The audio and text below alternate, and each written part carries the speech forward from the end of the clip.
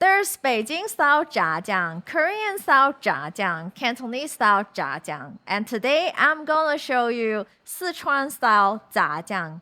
Notice that it's za instead of ja, but I'll get to that in a sec.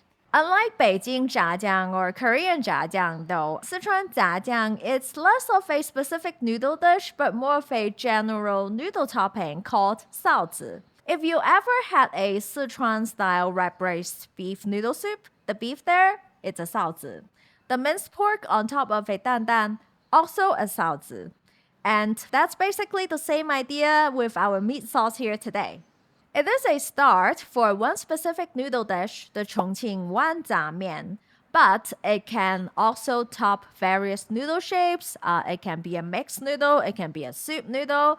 Sichuan jiang is just very versatile. Now, the basic way you make a jiang is a lot like Beijing or Cantonese style. You render out some lard from fatty pork and then you fry the sauces in it. But notice the difference in character here. For Beijing, it's jiang. Jia means fry, and basically you are frying the sauce in the render out lard, and that's the essence there.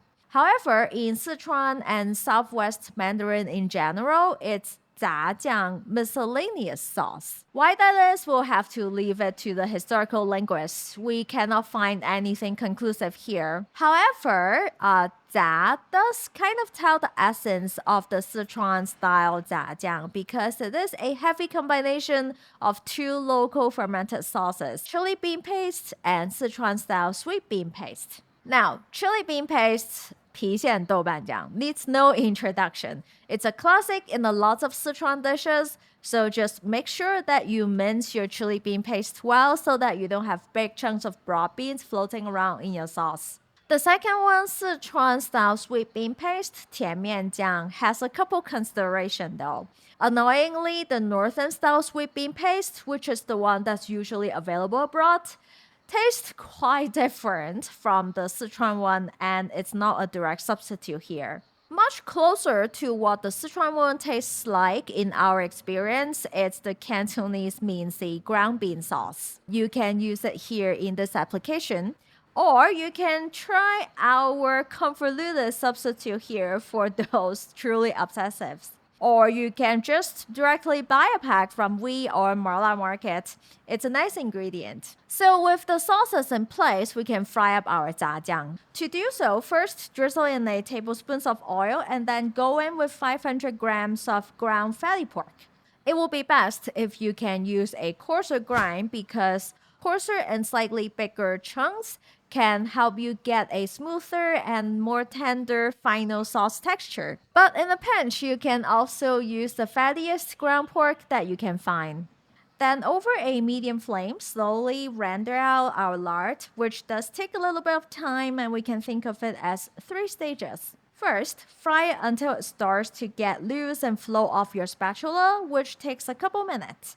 After that time, it will start to reach its annoyingly sticking to the wok stage. When that happens, just patiently scrape off anything that's sticking and you can add a little extra oil if you need. After about 5 minutes or so, the pork will begin to release its lard and fry it.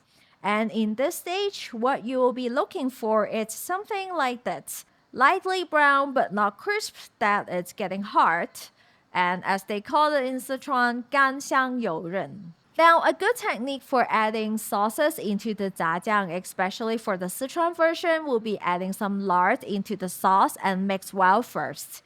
This way, it can help the sauce mix more evenly as well as prevent scorching. So now, fry it for about a minute to thin our oil wrap first, then add in our 甜面酱. Fry all together for another 2 minutes or so, then we can add in half cup of stock. Let it simmer together for about 3 minutes, then add in the seasoning of a 1/4 teaspoon salt plus half teaspoon each MSG, white pepper, and sugar. Mix well, then add in 1 tablespoon liaojiu, a.k.a. Shaoxing wine. Let it simmer for a minute, and then we can thicken. Just slowly drizzle in a slurry of 1 tablespoon potato starch and 2 tablespoons water bit by bit. Let it come together to a consistency a bit like this, then reserve it in a bowl. Now let's make the noodles. And again, in Sichuan, there are usually two ways that you will see 炸酱面, ganban or a soup noodle. Either way you want, it will be most delicious if you have some stock handy, but for the dry mixed ganban version, the stock is optional. So to make the mixed version, we'll put the base seasoning into the noodle serving bowl first, which is 1 teaspoon garlic water, half teaspoon Chinese dark vinegar, half tablespoon Sichuan chili oil, quarter teaspoon Sichuan peppercorn powder, quarter teaspoon toasted sesame oil, half tablespoon soy sauce, 1/8 teaspoon each salt and MSG, and a quarter cup stock or water. Then boil 60-gram dry noodles per serving together with a couple pieces of baby bok choy. When they're done to your liking, place it neatly into the noodle serving bowl. And finally, top it with 2 to 3 tablespoons of your jiang, a bit of scallion and cilantro, and that's that. For the soup noodle, the base seasoning is the same, but the stock is mandatory. Now at noodle shops, they will usually have a simple pork bone stock handy, and we show you how to make one way back in our red braised beef noodle soup video, and we'll also leave you a simple recipe in the description. But for me today, I'm gonna use our personal concentrated frozen stock from our cool little ice cube bags and add some hot water to it and make a very nice quick stock. Then same as the mixed noodle, put all the seasoning into the serving bowl first and then add in the stock. And next, cook the same 60-gram dry noodle per portion plus some baby bok choy. Carefully place the noodles and veg into the soup and top it off with a couple tablespoons of our delicious Sichuan 炸酱. And there you have it, Sichuan 炸酱面, mixed or soup, however you like it. Right, this is how you make Sichuan-style 炸酱, and this jiang is probably my personal favorite because it has a very nice and complex flavor and it's really versatile. It's just so good, even just on some leftover white rice. And as promised, in a couple days, Chris will show you how to make a weirder version of 炸酱, so stay tuned. And in the meantime, recipes in the description box. A big thank you for everyone that's supporting us on Patreon, and subscribe for more upcoming weird sauce videos.